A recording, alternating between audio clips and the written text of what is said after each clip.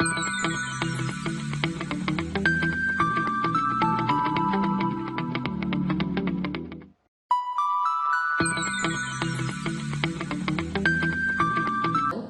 discuss about the various topic which is covered in this lecture. Okay, so first of all, the topic number 1, which is definition and introduction of the water pollution. Then second topic, which is sources of the water pollution, and the topic number 3, which is classification of the water pollution.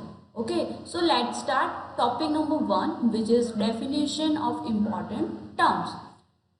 So first of all, the definition, which is pollutant. Okay, so what is pollutant? It means that it may be defined as any substance of the environment in such a concentration that they alter the quality of the environment and affect the living things adversely. It is called a pollutant, right?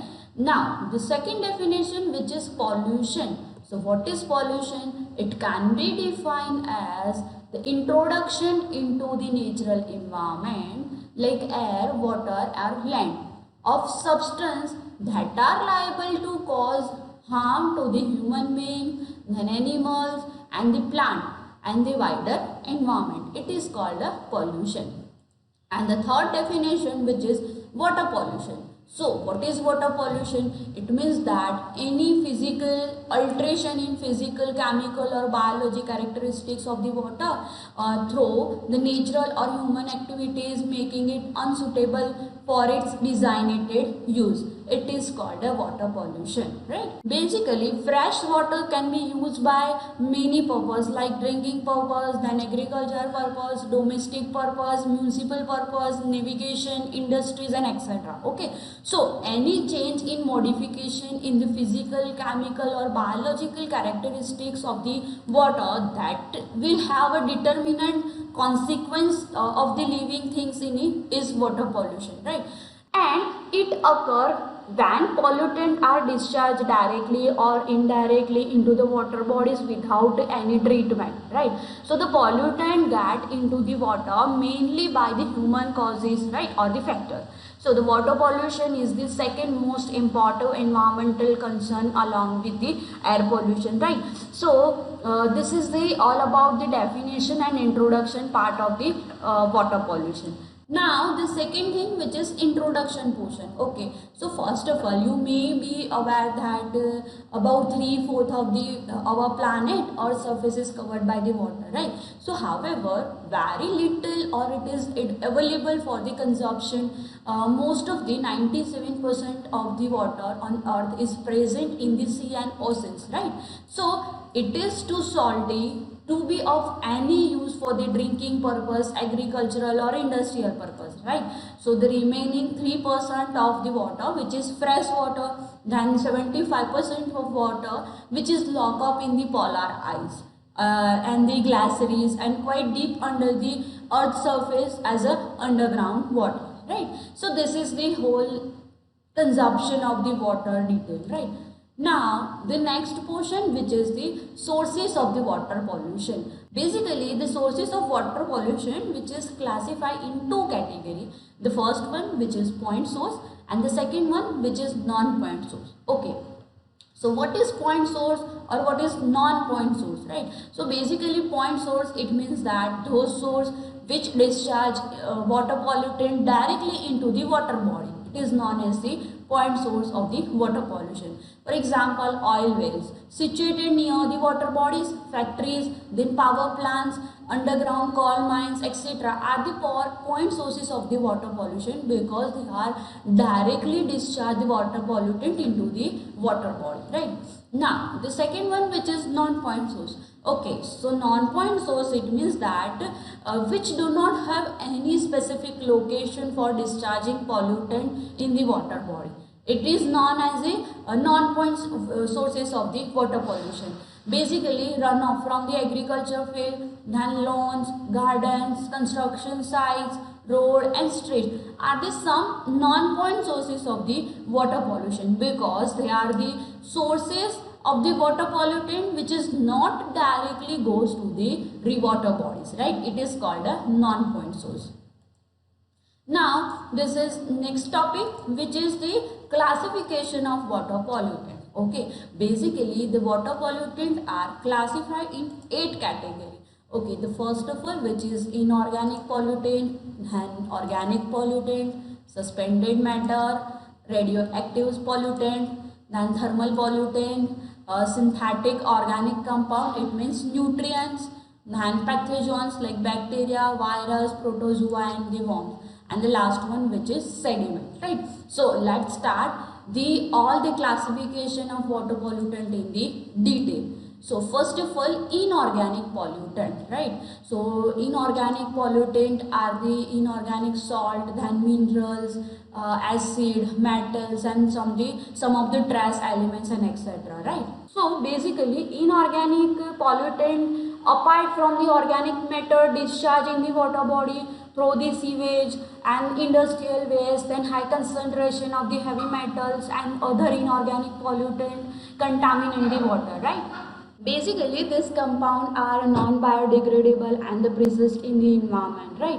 So, this pollutant include the minerals, acid, inorganic salt, right? We already told about that. So, the accumulation of this heavy metal may be adverse effect on the environment or aquatic flora, fauna, and the many constitute public health problems are there, okay? And where contaminated organisms are used for the food, right? So this is all about the inorganic pollutant. Now the second one, which is the organic pollutant.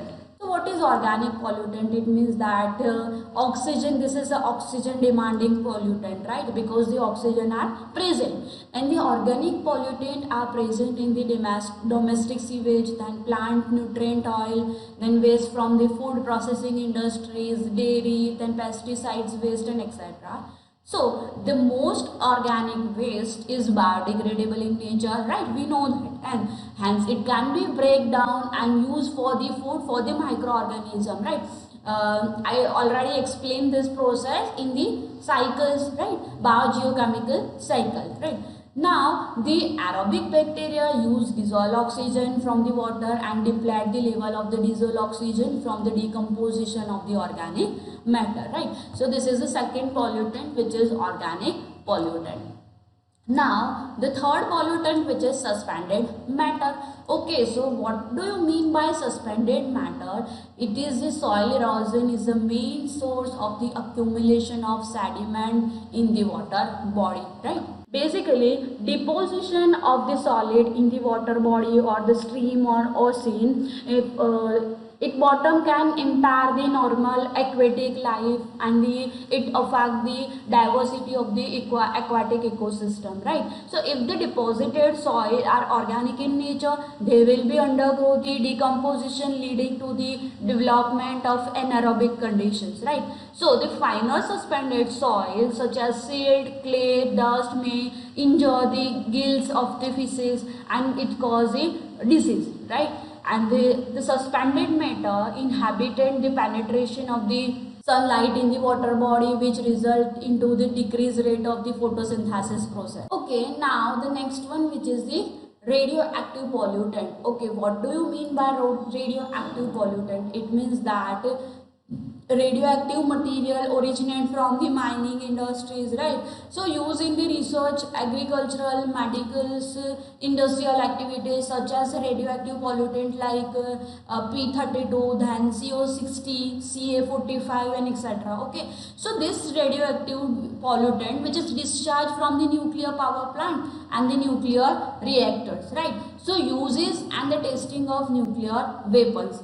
So basically the source of the radioactive, which is the nuclear power plant, right, and the hospitals and etc. So this waste are highly toxic in the nature and it cause a birth defect, then generic damage and the cancer problem, right?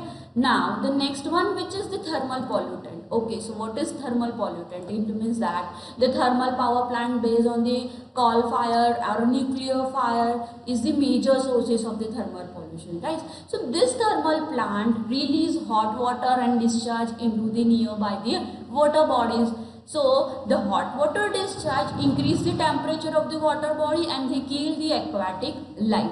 And basically the thermal pollutant result due to the discharge of hot water and the nuclear plant and industries where water is used for the coolant, right? So the result of hot water hot water discharge into the water body, so the temperature of water body which also increases and damage or they kill the aquatic life, right? So this alter the specimen of organism which can adopt to the live at temperature and the DO level, right? So the when organic matter is also present, the bacterial action increase due to the rise in the temperature.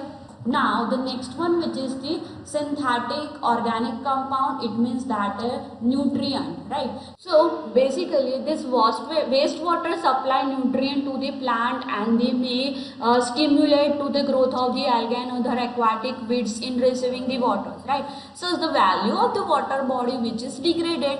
So in the long run, water body reduce the DO and lead to the eutrophication and end up a dead pool of the water, right? So people swimming in the eutrophical waters, they containing blue green algae, it can have a skin and the eye irritation problem, then vomiting problem are there, right? So high nitrogen level in the water supply, it cause a potential risk than especially to infect the under 6 months, right? So the agricultural runoff waste from the fertilizers and the detergent industry, they contain the phosphorus and nitrogen, right, in the large quantity. So such runoff is discharged into the water body, then they result into the overnutrients in the water, which is called eutrophication process, right? So the result in the formation of the aquatic weeds and vegetable, which again in the headache for the public water supply, right? So here on screen you can see that the eutrophication process are there. First of all, the excessive nutrient from the fertilizer which is from the land into the river or lake by the rainwater, right? After that the plant are growth, so this pollutant cause the aquatic plant growth of the algae and the other plants, right?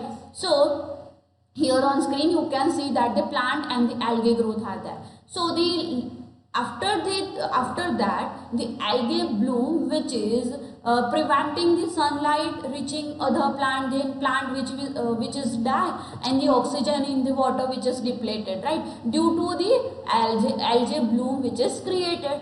After that the decomposition process are there, right? So the dead plant and the dead plant are broken down by the bacteria decomposition and even more oxygen in the water, right? So the oxygen level reach a point where no life is possible, so the fish and other organisms will be dead, right? So this is the whole process of eutrophication. Basically the eutrophication are three types. The first is oligotrophic, then mesotropic, and the last is eutotrophic stage, right? So here on screen you can see that the three stages are there. In the first stage no algae bloom are there. In the second stage the layer of algae bloom which is created, and in the third stage the layer of the algae bloom thickness is very large, right? So this is the process of the algae bloom. Now the next pollutant, which is pathogens. Okay, so what is pathogens? It means that the pathogenic microorganism enter into the water body through the sewage discharge as a major source, or through the wastewater from the industries like the slaughterhouses, right? Then virus and bacteria can cause the waterborne disease such as the cholera, typhoid, then dysentery, polio, and the infections, hepatitis in the humans, right? And the last pollutant, which is sediment. Okay, so what is sediment? It means that it is the main source of the toxic contaminant that affect the lake, river, and the coastal waters, right? So the some pollutant are released directly to the water from the sediment is the result of biological activity and changes in the chemical equilibria of the sediment, right? So this is the whole classification of the pollutant. Okay, so this is the all about the today's lecture. I hope you all understood about the today's lecture. Thank you for the watching. Thank you.